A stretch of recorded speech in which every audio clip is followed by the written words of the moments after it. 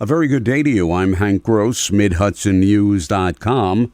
It's Monday, August 7th. The news today brought to you by the Galleria at Crystal Run. Republican Congressman Mark Molinaro says he's staying out of presidential politics until he feels it's necessary. The former Dutchess County executive acknowledged the indictments against former President Donald Trump are, in his words, very troubling to me. But he said while no one is above the law, there's a presumption of innocence until if and when they are proven guilty. But with all of Trump's continued rhetoric critical of the Department of Justice, Molinaro declined to respond to a question of whether the federal agency is being weaponized.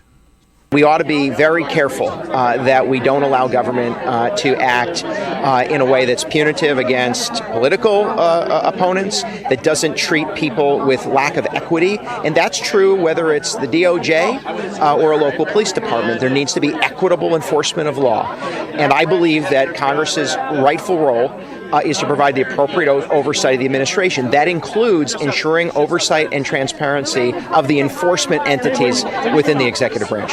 Molinaro says even if Trump is the presumptive GOP nominee now, the congressman says there are many capable candidates, and Republican voters and committee members will make the choice of whose name will appear on the November 2024 ballot. An audit of Ulster County's CARES 2 grant program funded by ARPA money divvied up grants for businesses that were ineligible, according to an audit by the Ulster County Comptroller's Office. The audit found that overall, the legislative goals of the program were not met. Only half of the businesses awarded grants qualified as low to moderate income businesses. At least one awardee had adjusted gross income of over $1 million. The audit also noted that adjusted gross income alone is not an effective tool to determine need, as it ignores wealth. The report said future grant programs intended to address need should consider other metrics in addition to AGI. The fentanyl crisis is getting worse. Orange County Health Commissioner Dr. Alicia Pointer says this is compounding the already critical opioid epidemic facing the region and nation, with substance-related issues ahead of us, she says. Now we have new drugs that are entering the market and causing problems too. So things like xylazine, for example.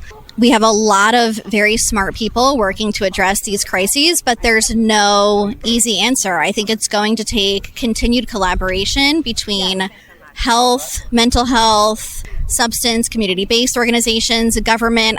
Pointer says that while Narcan can reverse the effects of fentanyl if caught soon enough, it will not help with the equine tranquilizer xylazine, another deadly drug. Fire early yesterday afternoon destroyed a family's home in the village of Florida. The blaze gutted much of the structure at 35 Jonah Circle. The homeowner said he was out mowing his lawn when he smelled something burning in the garage. He alerted his wife, who was inside cooking. She got out safely along with the family cat. The blaze reached 3 alarms as dozens of firefighters from several neighboring departments rushed to the home, which sits near the end of a cul-de-sac. It took close to 2 hours to completely extinguish the fire. There were no injuries reported. Florida's assistant fire chief says the cause of the fire is under investigation. More news right after this. Find over 100 retailers allowing you to spend hours shopping safely at the Galleria at Crystal Run. Enjoy the big brands and the diverse selection of family-owned stores all in one location. The Galleria at Crystal Run offers dining options for everyone with Fuji 110 Grill, Allen's Mediterranean Grill, and Peru Cuisine. Discover the Mid-Hudson Valley's premier shopping, dining, and entertainment destination, the Galleria at Crystal Run.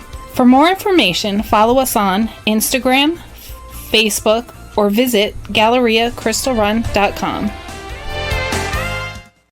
Weeks after torrential rains devastated the Popolopan Bridge over Route 9W in Fort Montgomery, it has reopened. In less than 4 weeks since the storms in early July, crews designed and constructed a new support system for the structure that connects the roadway to the Bear Mountain Bridge Circle, allowing access between West Point and the Bear Mountain Bridge.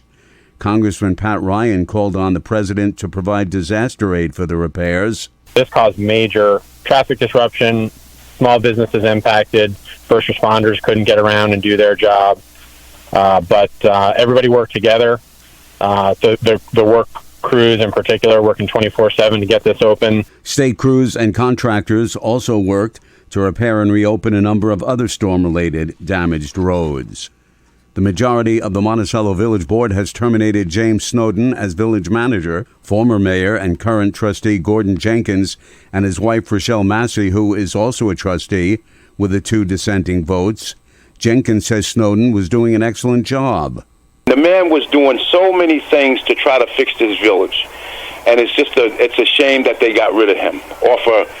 I don't know what you want to call it, politics, or I don't know what. It's sad that they did that to him.